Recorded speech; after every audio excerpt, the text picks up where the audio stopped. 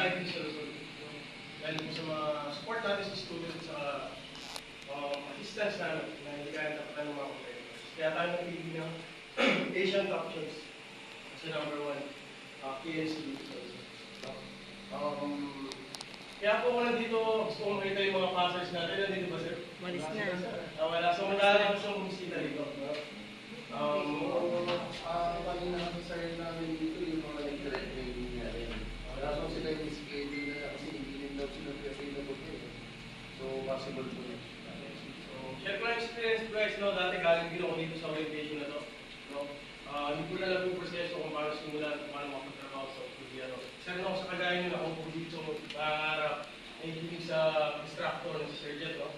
So, tinuloy-tuloy ko lang yung proseso. Hanggang sa makarating ako sa Australia. Siguro ang swerte si Jerry ko, 3 to 4 months lang, nakarating na ako sa Australia. Kaya kung kaya namin, kaya yung mga best workers, kaya yung mga nakalis dito, kaya ka rin, tiwala lang. Ano yung nababasa niyo guys?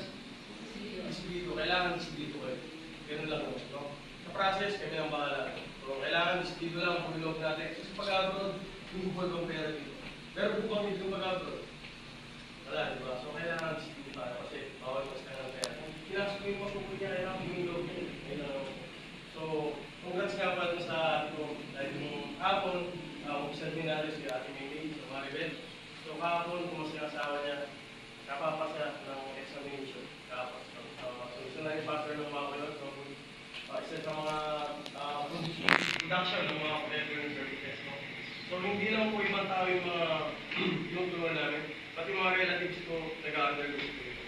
Siyempre, gusto ko rin silang maka-software o para makatulong. Sa aking class ko, nandito rin, wait, yun po. Any questions? Nandito lang naman ako.